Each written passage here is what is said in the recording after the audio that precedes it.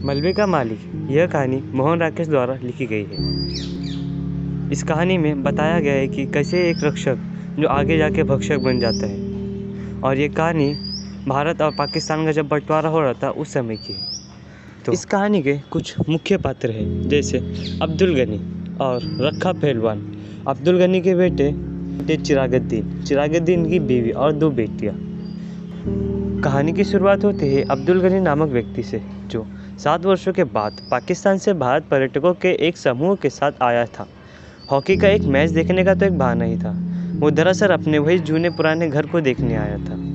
अब्दुल गनी धीरे धीरे अमृतसर के बासा बाजार वाले मोहल्ले की तरफ बढ़ रहा है। वो देखता है कि इन 7 साढ़े 7 सालों में यहाँ क्या कुछ बदल गया है। वो अपने घर जाने वाले रास्ते को भी समझ नहीं पा रहा है। वो अपने घर जाने का रास्ता भूल सा गया था। हालांकि बीच बीच में ऐसा भी मकान दिखा जाता है जो दंगों के दौरान जलाकर खाक कर दिया गए थे। वो एक गली के मुहाने पर पहुंचकर भटका हुआ सा खड़ा हो जाता है। तभी उसे एक युवा दिखलाई देता है, जिसे वो देखकर ही पहचान जाते हैं। अब्दुल गनी उसे आवाज़ देते हैं, ए मनोरी। यह मनोरी कभी अब्दुल गनी के परिवार का एक पड़ोसी था। मनोरी भी अब्दुल गनी के बताने पर कि वे लोग भी पहले इसी गली में रहते थे और उसका बेटा चिराग उनके घर का दर्जी था। अब्दुल गनी को पहचान लेता है और उससे उसका हालचाल पूछता है। मनोरी उससे आने का कारण पूछता है तो अब्दुल गनी कहता है, चिराग और उसकी बीवी बच्चे तो अब मुझे मिल नहीं सकते, मगर मैंने सोचा कि एक बार मकान की सूरत ही देख लूँ। इतना बोलते बोलते अब्दुल गनी की आंखों से आंसू आने लगते हैं। मनोरी ने अब्दुल गनी की बाह अपने हाथों में ले ली और बोला, चलो मैं आपको आपका घर ले चलता हूँ।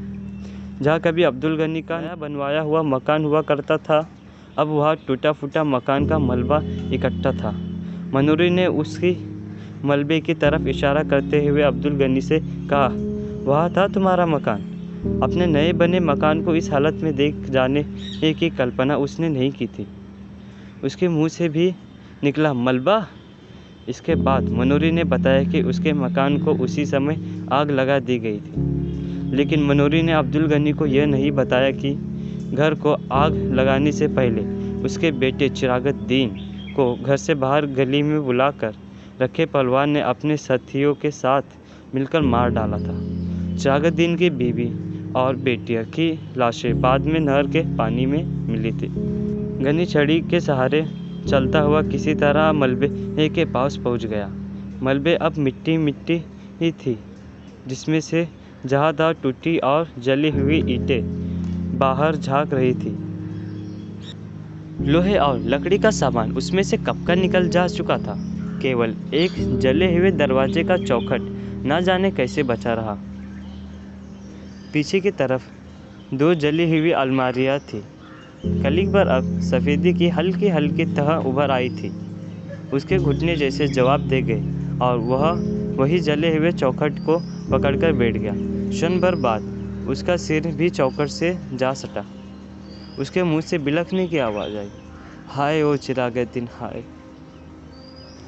इसी बीच गली के तमाम लोगों को मालूम पड़ गया था कि अब्दुल गनी पाकिस्तान से वापस अपने घर लौट आया है।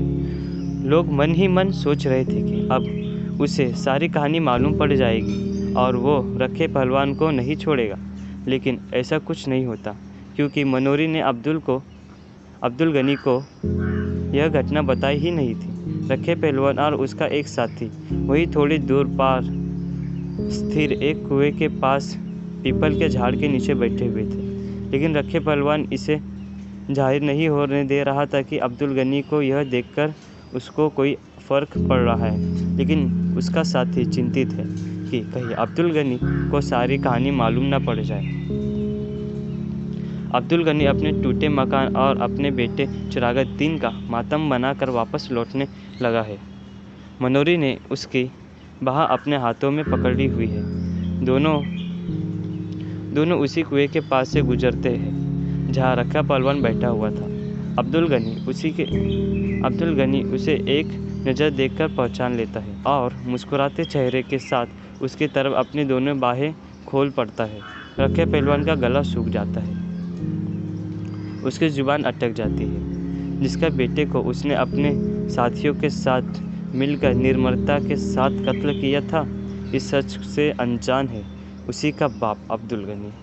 अपने पड़ोसी रखे पहलवान से गले मिलने की कोशिश करता है, इस सवाल के साथ कि रखे ये सब क्या हो गया, तुम लोग के रहते हुए भी मेरा बेटा अपने पूरे परिवार सहित कत्ल कर दिया गया। यही वो कहानी का चरम है जहाँ दोनों के बीच खामोशी छा जाती है। इसके बाद दो छोटी छोटी बातें जो पूरी कहानी में बड़ी अनुगुण बनकर विस्तार ले लेती है वो होती है, पहली, अब्दुल गनी अपने बेटे के मौत का मातम मनाकर ये मानकर वापस पाकिस्तान चला जाता है कि उसे घर में रहने की गलती नहीं करनी चाहिए थी। उसे मदद के लिए रखे पहलवान समेत अपने पड़ोसी से मदद लेनी चाहिए थी। और दूसरी, जिस मकान को रखे पहलवान अभी तक पूरी दबंगाई के साथ अपना बता आया था, वो ऐसे निर्थल मलबे में तब्दील हो गया जहाँ समाज के केवल कीड़े मकोड़े और आवारा कुत्ते बसते हैं, जिनके सामने मैं अपनी कोई कमाई हुई अर्थात अर्जित जगह नहीं हुआ करती। इस एहसास ने रखे पहलवान को उस मकान से पूरी तरह अपरिचित बना दिया, जिसे हड़पने के चक्कर में उनमें उसे एक निरार्थ मलबे में बदल दिया। कहानी समाप्त होती है। आपको कहानी अच्छी लगी तो चैनल को सब्सक्राइब कीजिएगा और वीडियो को लाइक कीजिएगा।